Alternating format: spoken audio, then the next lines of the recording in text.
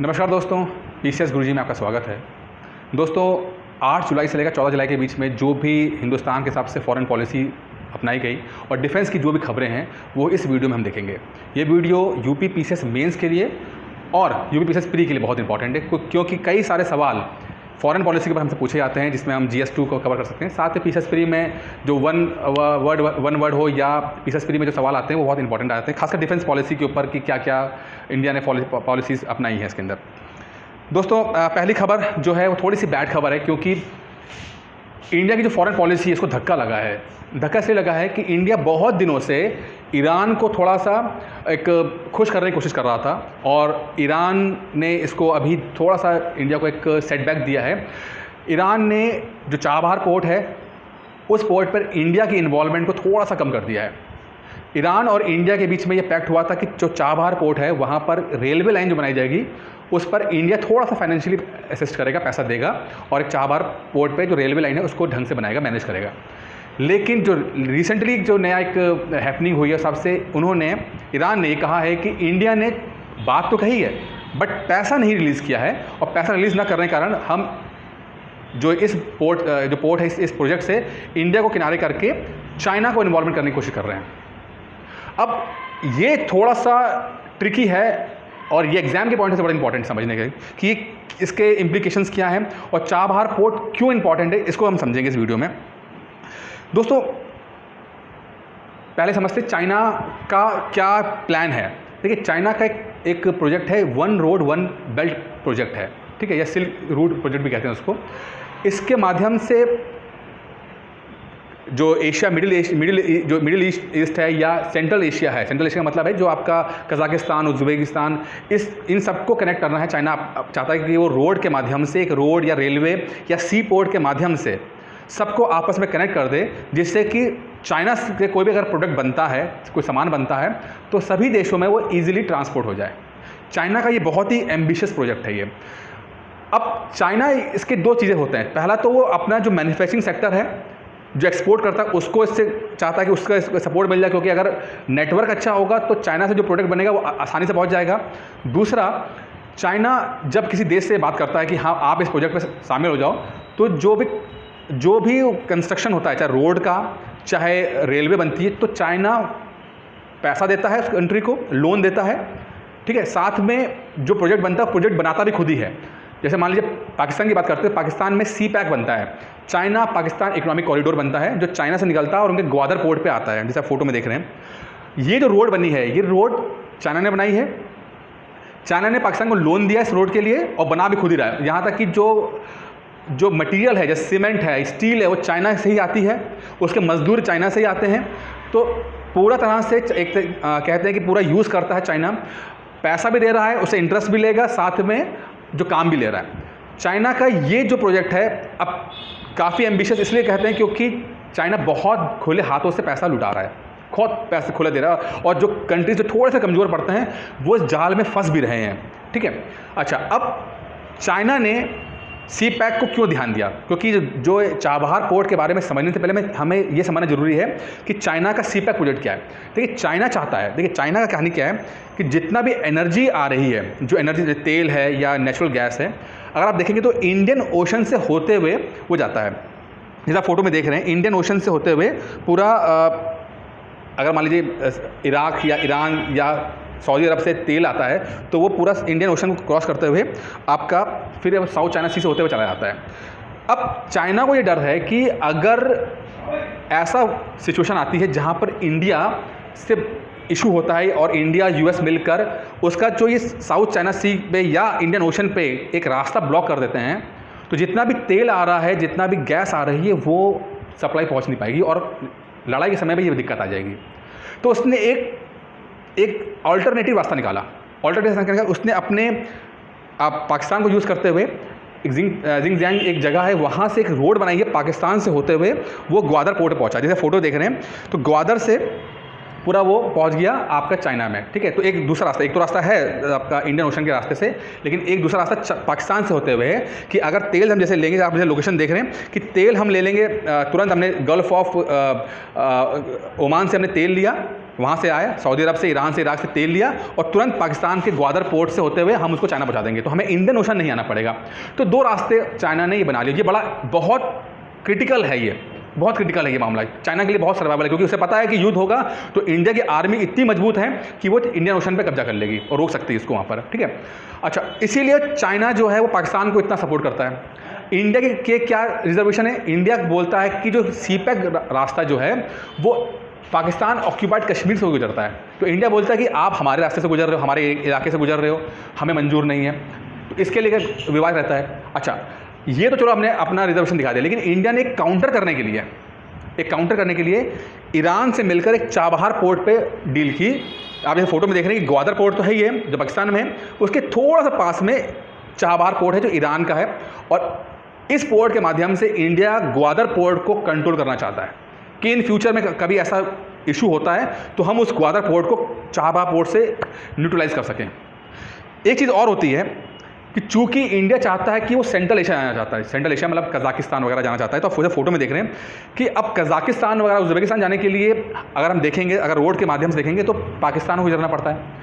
अब इंडिया के संबंध अफगानिस्तान से बहुत अच्छे हैं, बाकी सेंट्रल एशिया से बहुत अच्छे हैं, अब पीछे पाकिस्तान आ रहा है, पाकिस्तान से हम चाहते नहीं कि ट्रैवल करके, पाकिस्तान संबंध अच्छे नहीं हैं, तो पाकिस्तान को बाईपास करने के लिए इंडिया ने एक रास्ता बनाया कि हम पहले ईरान जाएंगे, चाबहार पोर्ट जाएंगे, और फिर ईरान के साथ उन्होंने एक डील की कि चाबहार पोर्ट से एक सड़क जाएगी, अफगानिस्तान बॉर्डर है, और अफगानिस्तान बॉर्डर से फिर अफगानिस्तान जाएंगे फिर हम लोग।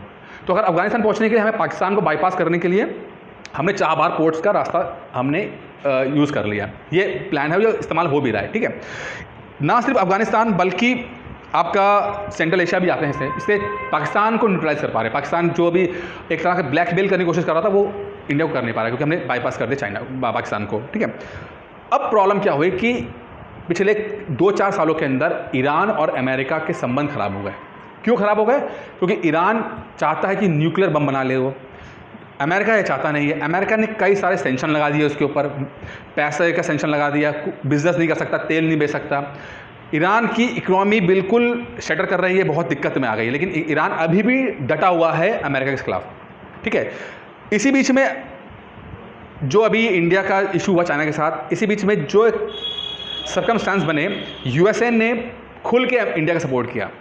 अब चाइना ने काउंटर करने के लिए ईरान के साथ एक डील करना चाहता है। जब ये वीडियो बन रहा है तो डील फाइनल अभी हुई नहीं है, पार्लियामेंट में गई नहीं है ईरान के, लेकिन एक डील की जा रही है जिसके अंदर चाइना बोल रहा है कि हम आपको अगले 25 साल के अंदर लगभग $400 बिलियन देंगे, इन्वेस्ट करेंगे, और इसके बदले में हमें नॉन स्टॉप तेल और नेचुरल गैस चाहिए होगा। इस बुरे वक्त में ईरान के लिए ये डील बहुत बड़ी फ़ायदेमंद की डील साबित हो सकती है। यही कारण है ईरान काफ़ी इंटरेस्ट शो कर रहा है, यही कारण है कि उसने इंडिया को चाबहार पोर्ट से थोड़ा सा किनारे कर दिया है। अब आगे क्या होगा, इंडिया की फॉरेन पॉलिसी कैसे जाएगी, डिप्लोमेटिक पॉलिसी क्या रहेगी, ये हम फ्यूचर में देखेंगे। लेकिन फिलहाल जो भी इशू रहा मैंने आपको बता दिया है कि अभी फिलहाल के लिए इंडिया के लिए थोड़ा सा मामला क्रिटिकल हो गया है। तो थोड़ा सा जो यूपी पीसीएस मेंस दे रहे हैं उनके लिए समझना जरूरी है कि चाबहार, सीपैक, ग्वादर पोर्ट क्या है, वो मैं डिस्कस कर लिया आपसे, ठीक है। चलिए आगे देखते हैं। इंडिया ने एक ड्रोन खरीदने की बात कर रही है। RQ-11 ड्रोन है, अमेरिका का ड्रोन है, और ये ड्रोन की खासियत ये है कि कम हाइट पे ये उड़ता है, और ख़ासकर छोटे या कम इलाकों के लिए हमें जब निगरानी करनी होती है तो ये ड्रोन काफ़ी हेल्प करता है। वैसे तो इंडिया के पास बहुत ड्रोन हैं जो काफ़ी हाइट में मतलब उड़ते हैं और वहाँ से इमेजेस ले लेते हैं, लेकिन अभी क्या हुआ था, जब ये लद्दाख का इशू हुआ और कर्नल बाबू जब ये देखने के लिए गए थे कि चाइना अपनी जगह से हटा है कि नहीं हटा, तभी उन पे अटैक हुआ था। अब इस चीज़ को देखने के लिए अभी हम लोग पर्सनली जाते हैं कि अगर हमारे लोग जाके देखेंगे कि चाइना की वहाँ पे लोग हटें कि नहीं हटें, और चाइना हम पे अटैक कर चुका है और कर सकता भी आगे। इस चीज़ को अवॉइड करने के लिए इंडिया ने RQ-11 ड्रोन को लेने का कोशिश कर रहे हैं या फैसला किया है, जिसमें बिना जाए ड्रोन के माध्यम से हम जाके देख सकते हैं कि वहाँ से चाइना हटा कि नहीं हटाए। तो ये छोटे रेंज के लिए होता है, अमूमन कम दूरी के लिए अगर कोई इमेजेस चाहिए होती हैं तो वह कर सकता है। तो ये अच्छी बात है। RQ-11 जो अमेरिका से लिया जाएगा, और इसमें खासियत क्या है कि ये हाथ से उड़ा सकते हैं इसको, मतलब हाथ पकड़ के यूँ फेंक सकते हैं। बहुत ईजी टू यूज़ है, काफ़ी सक्सेसफुल है, काफ़ी कंट्रीज़ इसको यूज़ कर रही हैं। इंडिया भी इसको लेने के फिराक में है, सस्ता पड़ता है, कोई बहुत महंगा भी नहीं है। तो अच्छा एक ये है। तो ये आपको जानना है कि RQ-11 जो एक ड्रोन है, जो एक PCS प्री के एग्जाम की बात कर रहा हूँ मैं, RQ-11 एक ड्रोन है और अमेरिका ने बनाया हुआ है इसको, ठीक है। एक चीज़ और खरीदने की बात चल रही है, वो यूएस से नहीं, इसराइल से एक लॉइटरिंग बॉम्ब लिया जा रहा है।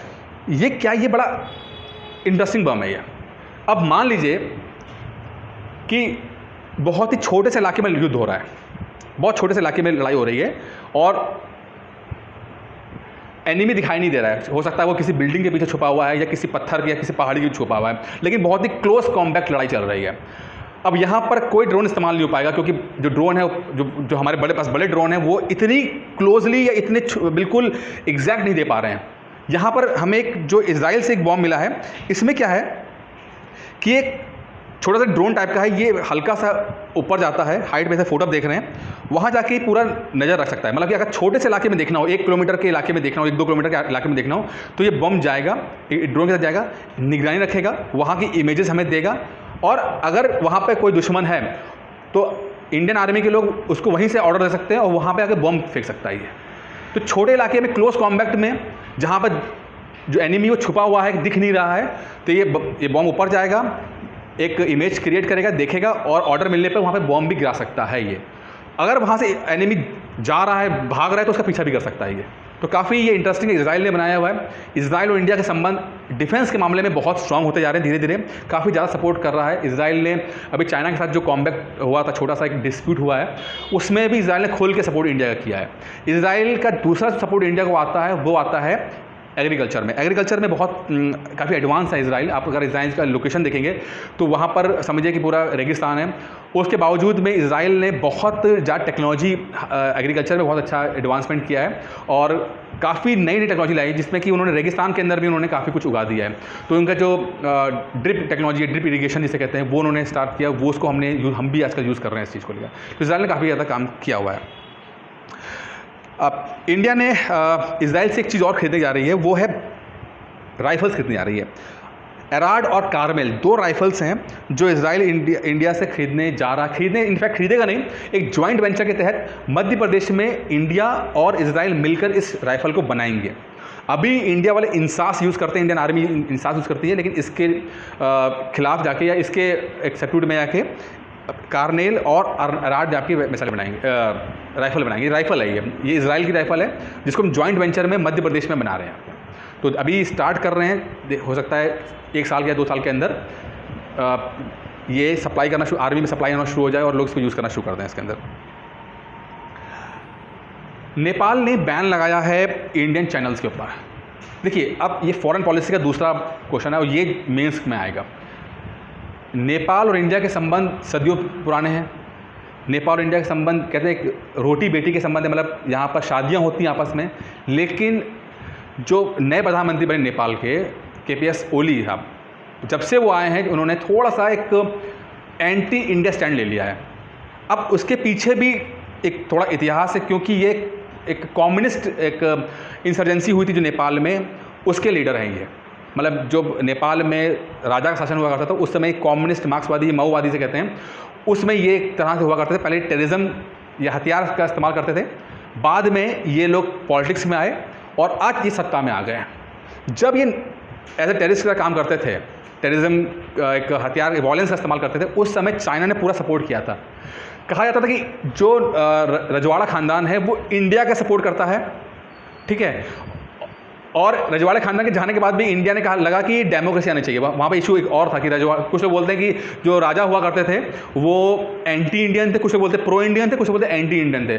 लेकिन ये भी था कि इंडिया चाहता था कि वहाँ पे रजवाड़ा हट के वहाँ पे डेमोक्रेसी आनी चाहिए। इंडिया ने इसमें सपोर्ट भी किया था, ठीक है। लेकिन जब रजवाड़ा खानदान ख़त्म हुआ, उसके बाद जब पॉलिटिक्स आई वहाँ पर, तो जो ये मार्क्सवादी थे, जो कम्युनिस्ट लोग थे, ये पॉलिटिक्स में आते हैं, हथियार छोड़ते हैं, कम्युनिस्ट पॉलिटिक्स में आते हैं और आज सत्ता में आ गए। जब से सत्ता में आए हैं तो उन्होंने अपने जो चीन से जो भी उस समय पैसा और जो फ़ायदे लिए थे, आज वो बिल्कुल सूद समेत लौटाने की बात कर रहे हैं। यही कारण है कि जो एक लीपू लेक में काला पानी जो इलाका है, वहाँ पर एक बॉर्डर डिस्प्यूट हो रखा है, वहाँ पर एक सड़क बनाई जा रही है। ये मसला था, देखिए पहले से मसला था, लेकिन चूंकि जब राजशाही वहाँ पर थे, रजवाड़े थे वहाँ पर, उस समय इस डिस्प्यूट को इंडिया और नेपाल ने सॉल्व नहीं किया। ये गलती दोनों की तरफ की गलती है। देखिए सच्चाई यही है कि जब ये डिस्प्यूट हुआ, मसला आया था, सामने आया, तो बैठ के डिस्कस करना चाहिए था, वहाँ पे सॉल्व करना चाहिए था, लेकिन ये सॉल्व नहीं किया गया। इसमें इंडिया की भी गलती रही है और नेपाल की भी गलती रही है। आज जब रजवाड़े चले गए हैं, केपीएस ओली आ चुके हैं, तो इस बात का पतंगड़ बनाया जा रहा है। जिसे कहते हैं बात का पतंगड़ बनाना, तो बात का पतंगड़ बनाया जा रहा है और काफ़ी ज़्यादा यहाँ पर इश्यूज़ इंडिया के खिलाफ किए जा रहे हैं। ठीक है, इसी के तहत जो ओली साहब ने क्या किया है कि उन्होंने इंडिया के जो न्यूज़ चैनल हैं, जैसे कि खासकर जी न्यूज़ हो गया या रिपब्लिक टीवी हो गया, जो कहा जाता है कि बिल्कुल प्रो गवर्नमेंट, इंडिया के हिसाब से प्रो गवर्नमेंट माने जाते हैं, और नेपाल के खिलाफ काफ़ी उन्होंने बातें इस समय की थी, तो इस प्रोपेगेंडा को रोकने के लिए, जो अकॉर्डिंग टू नेपाल प्रोपेगेंडा को रोकने के लिए उन्होंने इस पर बैन लगाया है। अब ये चीज़ें सही नहीं है, ये मुझे लगता है कि पर्सनली लगता है कि चीज़ें सही नहीं है, इंडिया के खिलाफ जा रहा है ये, क्योंकि नेपाल अगर हाथ से निकल गया तो चाइना का कंट्रोल नेपाल पे आएगा और नेपाल फिर हम पे एक थ्रेट और कर सकता है, हो सकता है कि एक बॉर्डर और खुल जाए। तो ये चीज़ बहुत ही सेंसिटिव रूप में अपनानी है, इसको संभालना है। अभी जो वहाँ की सरकार है, हो सकता है वो एंटी हो, लेकिन सरकार चेंज होती हैं, नए लोग आते हैं, तो इंडिया को बहुत ही एक टॉलरेंस के साथ, संयम के साथ और एक अच्छी डिप्लोमेसी के साथ काम करना है। जो भी इश्यूज़ हैं उनको बैठ के सॉल्व करने हैं और एक नया सपोर्ट करना है। देखिए एक चीज़ और भी है, जो एक्सपर्ट्स कहते हैं कि जो फॉरेन पॉलिसी होती है, देखिए वो हमेशा चेंज होती रहती है। आज आपका दोस्त है तो वो ज़िंदगी भर दोस्त रहेगा, ये कोई गारंटी नहीं होती है। खासकर ये फॉरेन पॉलिसी में इंडिया ने ये सोच लिया था कि नेपाल तो हमारा दोस्त है ही है, वो कहाँ जा रहा है, इसीलिए इंडिया ने कोई एक्स्ट्रा एफर्ट नहीं किया नेपाल को और ऑबलाइज करने में। लेकिन आज जब चीन एंटर कर गया है, संबंध खराब करने पे वो उतारू हो चुका है, तब इंडिया को होश आ रहा है कि हमने क्या गलती की हुई है। तो ये कहीं ना कहीं हमारी ये फॉरेन पॉलिसी की हार भी है, डिप्लोमेटिक हार भी है। हमें समझना पड़ेगा कि कोई भी दोस्त है उसको हम ऐसा फॉर ग्रांटेड नहीं ले सकते, हमें एफर्ट करते रहना पड़ेगा इस चीज़ के लिए। तो ये मेंस के लिए था। नेपाल के ऊपर और भी चीज़ें होंगी, अगले वीडियो में मैं डिस्कस कर लिया करूँगा। बाकी दोस्तों आज की वीडियो में इतना ही था। इस हफ्ते में यही सब डिस्कशन ज़्यादा इंपॉर्टेंट रहे एग्जाम के पॉइंट ऑफ व्यू से। खत्म करने से पहले दोस्तों यूपी पीसीएस के लिए 2021 के लिए एक एनसीईआरटी कोर्स हम स्टार्ट कर रहे हैं, बल्कि चल भी रहा है, एनसीईआरटी कोर्स चल रहा है। 6 महीने का कोर्स रहेगा, जिसमें पूरा एनसीईआरटी पढ़ाया जाएगा, क्लास 6 से क्लास 12 तक एनसीईआरटी पढ़ाई जाएगी। इसमें वीडियोज़ मिलेंगे, साथ में पढ़ने के लिए PDF मिलेगी, आपको टेस्ट भी दिए जाएंगे। मेंस की आंसर राइटिंग कराई जाएगी, अगर जो जैसे हिस्ट्री है, पॉलिटी है, जहाँ पर आंसर जो मेंस में काफ़ी हेल्पफुल होते हैं, तो वहाँ जब इनको पढ़ाया जाएगा तो इसको वीडियोस दिए जाएंगे, PDF दी जाएगी, साथ में आपको क्वेश्चन दिए जाएंगे जो आपको आंसर देख के व्हाट्सअप करके कॉपी चेक करानी है। ठीक है, तो ये बहुत अच्छा सा एक एनसीईआरटी कोर्स है। खासकर जो 2021 को टारगेट कर रहे हैं, जिनको बेसिक नॉलेज ज़्यादा नहीं है, शुरू करना चाहते हैं, तो शुरू एनसीईआरटी से करिए। एनसीईआरटी के 6 महीने के अंदर समझ के लिए 50-60% आप अपना पूरा कोर्स खत्म कर ले जाओगे। साथ में करंट अफेयर्स पढ़ेंगे तो समझिए 80-90% चीज़ें कवर हो जाएंगी। तो दोस्तों फीस जो है वो वन टाइम फीस है, बहुत नॉमिनल है, 2,999 रुपये फीस है इसकी। अगर आप इंटरेस्टेड हैं तो 8317040152 पर कॉल करके आप इस कोर्स की जानकारी ले सकते हैं।